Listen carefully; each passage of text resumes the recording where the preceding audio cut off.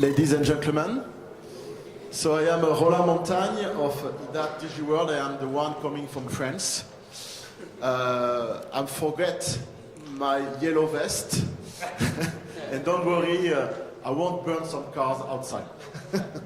So, real pleasure to be here to manage this panel today. We had some very interesting presentation up to now. To introduce the subject, which is how to stimulate Malaysian FTTH market today, IDATE is the partner of the FTTH Council, measuring FTTH rollout in all the region, and observing the market in Malaysia has been very exciting for the years to come. We had a very tremendous deployment thanks to mainly Telecom Malaysia and PPP agreement with the government. We have today more than 42% of homes in Malaysia covered with FTTH. The market share of Telecom Malaysia in terms of home passed, it's 85%. In terms of subscribers is 83%. But we have also all the telcos and ISPs in the FTTH market in Malaysia. I should mention Time.com or Maxis or FIBERTalk or Symphonet that we have here. So to save time, I won't introduce all three panelists. It has been already done by Rosafi. Maybe my first question will be, what will be the next step for the FTTH Malaysian market to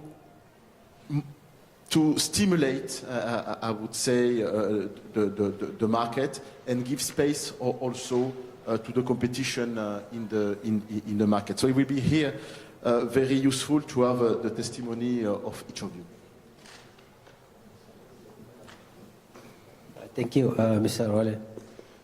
I think basically it's not just what I call a challenge in terms of the what I call the take up, you know. So we have the challenge in terms of what I call rolling out the infrastructure.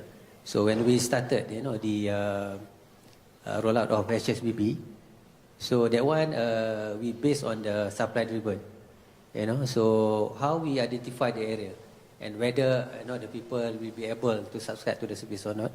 After we introduce the unified services in 2010, so the numbers I think slowly grows, you know. But after I think a few years, I think we noticed that people are really wanted what I call a higher connectivity, but after a certain stage, the numbers remain, at that percentage. So currently, I think it's a bit hard for us to beyond 50%. So that's why I think we always look back whether we wrongly selected the area. Is it the technology is not right that we have done to roll out this FTTH, or is it other factors which contribute to the take-up or the adoption of that high-speed broadband, because it's remain at that 40-45% until now. I think it's a challenge in terms of that demand side. I think we look back into of the the content or the usage of the broadband. So currently we look the normal usage of broadband is merely to access the social media apps, maybe some people using for home work. So that's why I think the real kicking factors to push people to subscribe to the higher broadband is still not there. So on the demand side, we have to work harder. So that's why I think for those need higher connectivity, definitely they already subscribe. So that's why the numbers of the subscription I think we managed to get around 55% currently. Okay, and then second rollout, I think we should focus on the, what we call a demand side. It's not really on the based on the supply alone, but for the second phase, we focus on the demand. We work with telecom, so we identify exactly where is actually the demand of this higher connectivity that, when we roll out, people will subscribe. So for the HSBB2, I think the take-up is a bit faster. For the HSBB1, for us to reach that 50%, I think it took us about 5 to 6 years. But for the HSBB2, I think within 2 or 3 years, I think the take-up already what we call reach 40-55% already. So then we go into the challenge of the implementation. Some area people are really pushing why our area did not get what we call this high-speed broadband. When we do a survey, only certain percentage of people that need higher what we call broadband, higher speed broadband. So that's why the challenge is how to create the demand that if we roll out to that area, we can have or get a return of revenue in a faster way. So here I think what we need to do, besides we find ways how to expedite the rollout, we also need to work together with the what we call a demand side, like we have seen a smart home or whatnot, to ensure that when we invest to that area, we will get the return is faster. Thank you. Thank you. Maybe we can have the testimony of Symphonet, especially about how to access the FTTH market here in Malaysia with the expertise of being a telco. Thank you, Roland. First of all, because I didn't have the chance to present what I wanted to say earlier, but it will come in this later this afternoon. The main issue that we are facing today is for the internet is actually in the rural areas. A lot of those not covered are in the rural areas, as well as Sabah, Sarawak. That's from my past experience. I was the first CEO of Temnet, and the same situation then and until today is still the same. But what MCMC done is very, very outstanding today. For example, recently they've enforced MSAP that reduces the price of backhaul. That's the biggest challenge in the past. For players like me, I was in telecom, it was easy to do all this, but the moment I left, I was struggling alone to pay for this backhaul, right? And then the submarine cable from Sabah Sarawak is also another good thing that they've done, is that it's given the prices to Sabah Sarawak much cheaper today. However, in Sabah Sarawak, the mandatory fiberization of new buildings are not enforced. Neither are the buildings or in the kampung houses. Therefore, to implement fiber to the home in rural areas and Sabah Sarawak, still very challenging. Okay. The other thing is the ducts and manholes. I must say that I dare say that 95% or 99% of those are with Telecom Malaysia today. I would like to ask my colleagues from Telecom, are they willing to share it if they're not forced to? I don't think so, because I was there. I know they won't, but maybe now they are willing to do it. Then the other players can share the ducts and share the dark fiber. Dark fiber is not available in Malaysia today. It's not like Singapore. Okay, Singapore they have the dark fiber along the MRT, but not in Malaysia. There's another challenge there. Would the telcos or the big boys in the game, like Maxis, Telecom, Time, would they be willing to share the dark fibers from Padang Besar down to Johor? Raise your hand. So those are the challenges. Moving forward, I think a lot of that would be. I think I would be looking back at Bukhari and the MCMC, and this is where I think a lot of encouragement on the penetration of FTTH or penetration of fiberization of even multi-buildings in KL. I believe there are a few hundred or a few thousand buildings in KL today are still having copper from the MDF going up to the top floor. there's another opportunity there.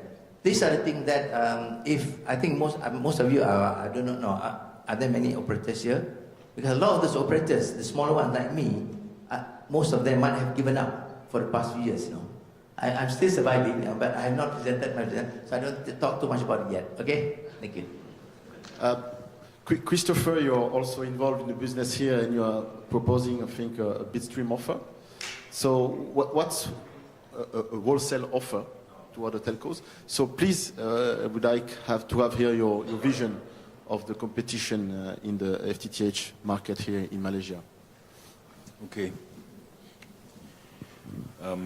The offer that we have is, I'm not sure whether statistically it falls into the same category FTTH, because it's very rigidly separated.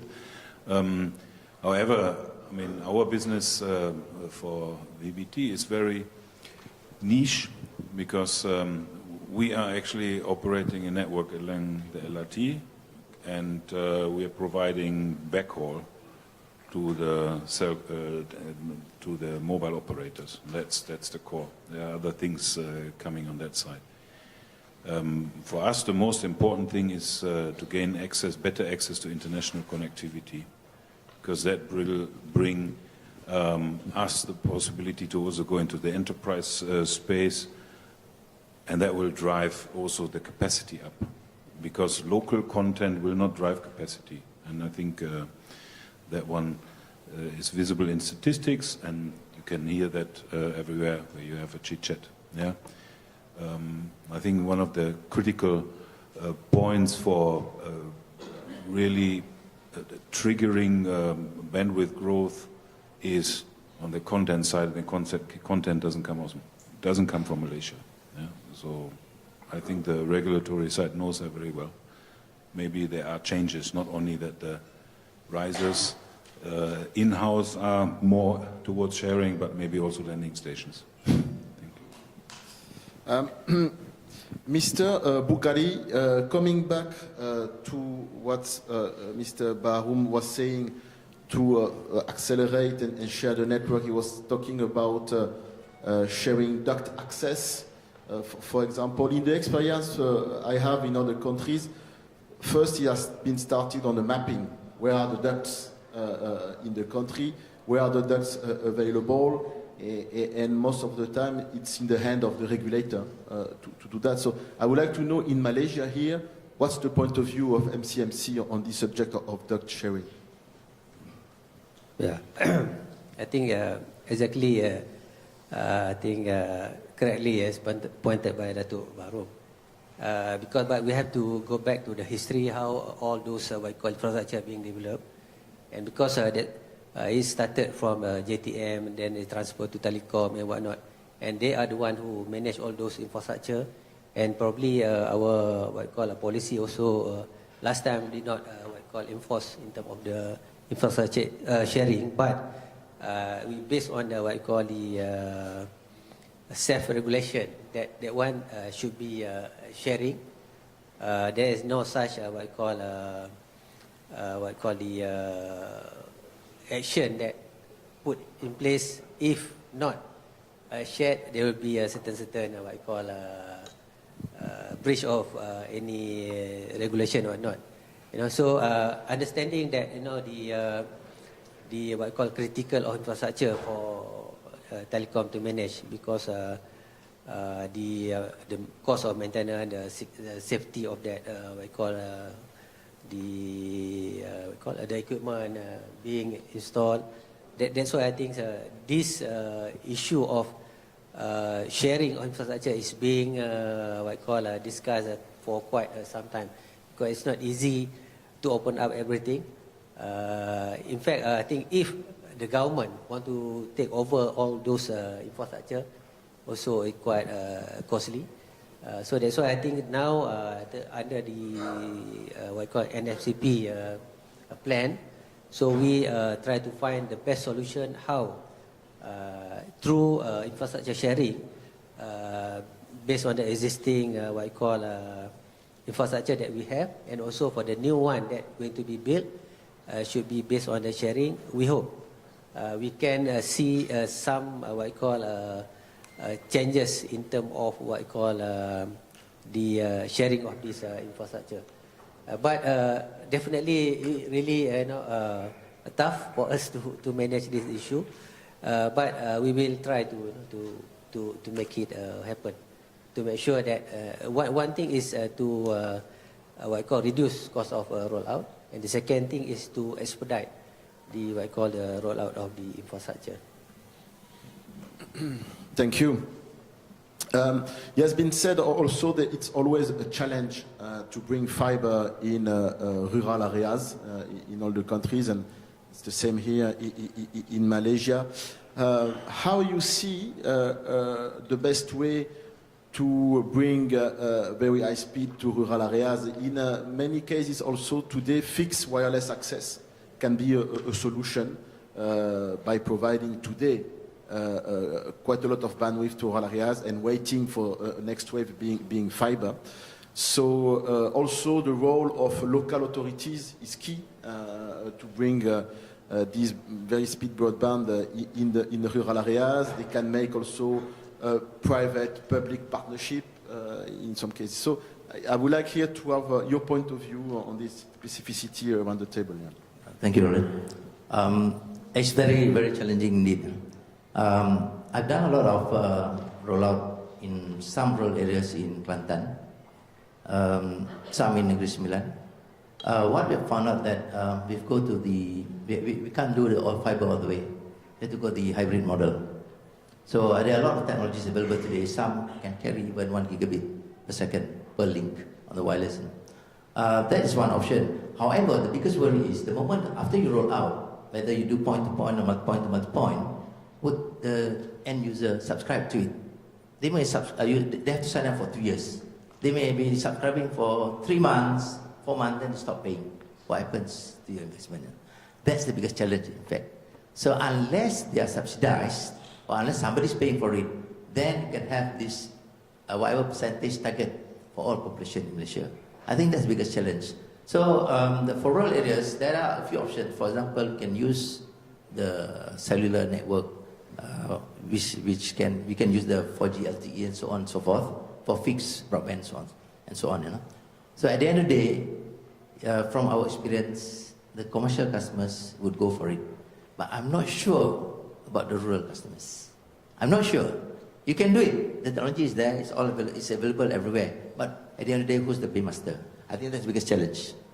I don't know whether it's true in Europe.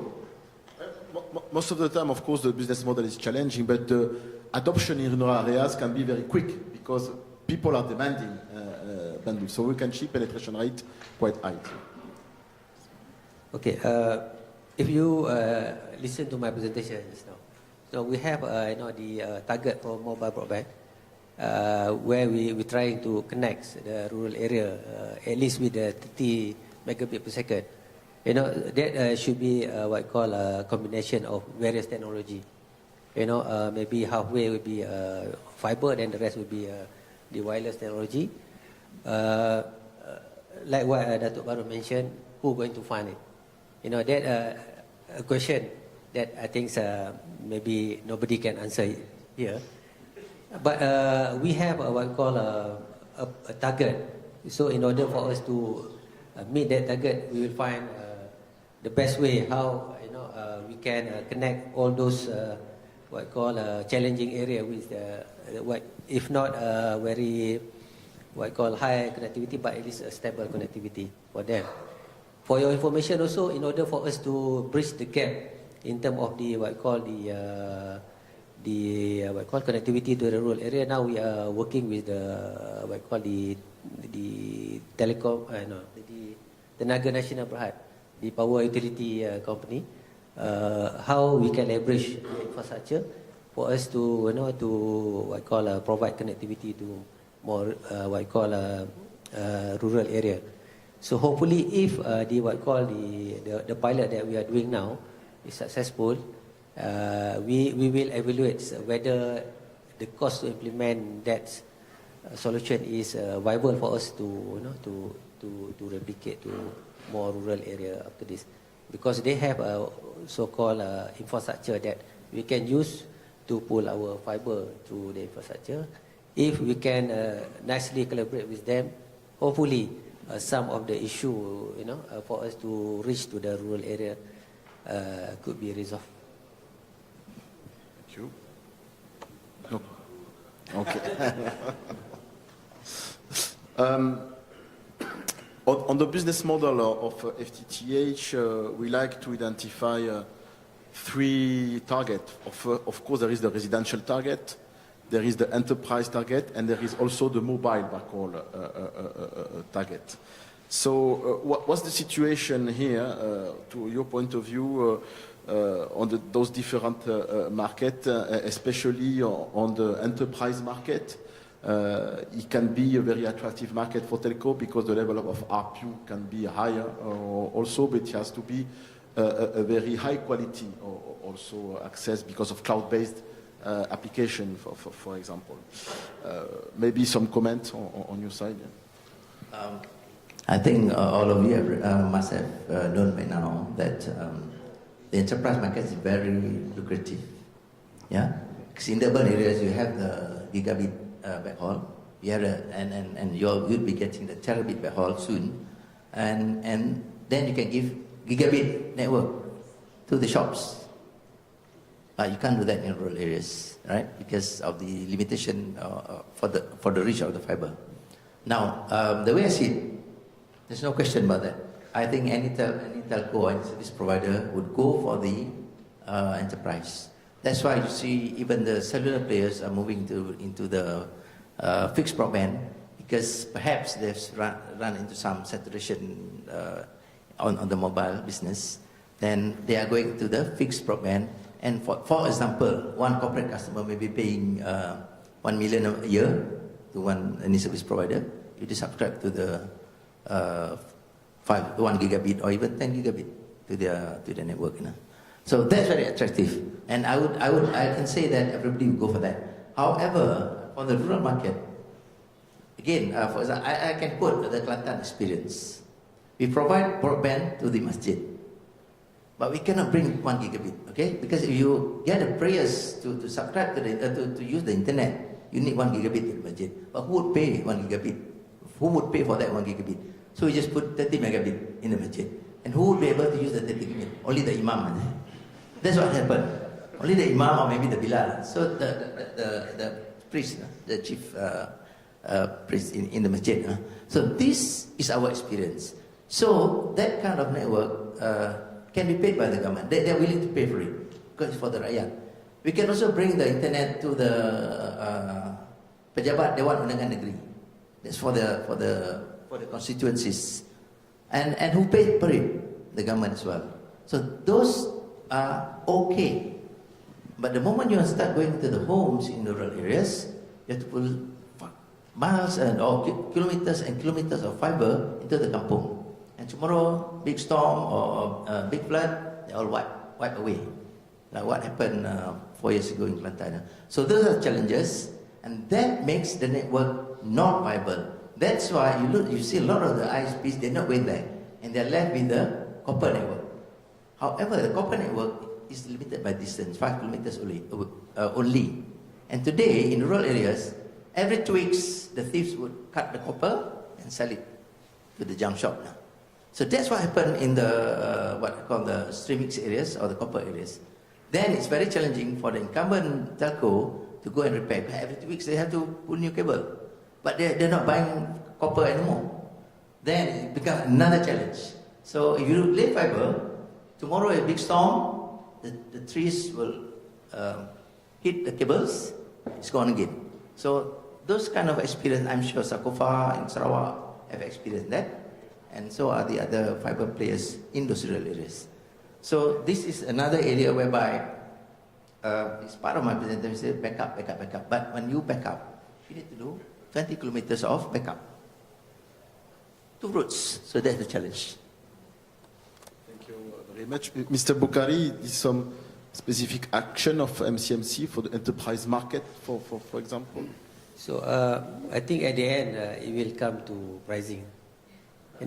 Because even now, I think if we look into the statistic for the SME, even though we provide, I think, good connectivity to their places, but still they will go for the cheaper, what I call packages. Now, even though the capability of the network for them to subscribe, in fact, up to 1 gig or 500 meg is there already, but they still go for the cheapest, what I call package, for the enterprise. So here is the challenge what Dato Baharum mentioned is yes. I think that's common for the infrastructure, vandalism, what I call the cost to roll out and whatnot. I think that one is common. So beyond that is how we want to make it affordable. If the what I call the price is reasonable, I think maybe in terms of ROI probably will be longer if we go to the what I call rural area. But government intention is we try to provide what I call the ubiquitous connectivity to the people, whether they are in rural area or not. If we take all those challenges as a consideration for us not to roll out, I think it deprives the people who live in that kind of area. But we will find ways how we can what we call the provide the service to those kind of area with we call the best what we call the methodology that at least we can survive. Not us lah, the service provider can survive. So whether the government intervention or maybe I don't know, we have to what I call find solution. At least we can bring the service to them. Not necessarily because we think the network will be damaged. No, there will be vandalism. I think it's not fair. That one, all those challenges that we have to address for us to connect them, with a good broadband connectivity. Christoph, we talk about the business model for fiber, especially for mobile backhaul. How do you think the Malaysian market is structured today for mobile backhaul, in particular to prepare the next wave of mobile technology like 5G? It is well structured. It is some offer have to be developed. What's your point of view on this? I believe on the mobile backhaul business model, I don't think there is going to be much innovation. I mean, there's a certain concept. It's really a one-to-one relationship. The only thing that will happen is the price will further deteriorate. And I would also suspect that the telcos are going into proper demand management, which is currently not happening. Yeah, because it's basically more or less in real time that you're only allowed to charge what's really consumed, okay? I mean, that's happening in Europe, as you know, okay? Right now we are still in a very convenient position that there's always a certain minimum, which is always sufficient. So that's what I would foresee, that cost pressure on their side will also push that side. Yeah. Otherwise, no great news. Is there some question from the room for our panelists?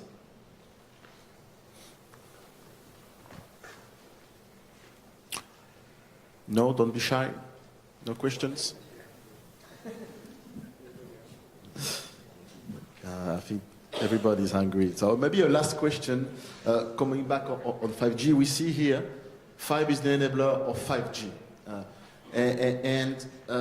We see that Malaysia is quite advanced in terms of FTTH rollout. So for me, it's a chance for the country to be on the front head when 5G will be there, and will be there soon. We know that standardization will be done this year, and we have 5G starting up in the US for the moment.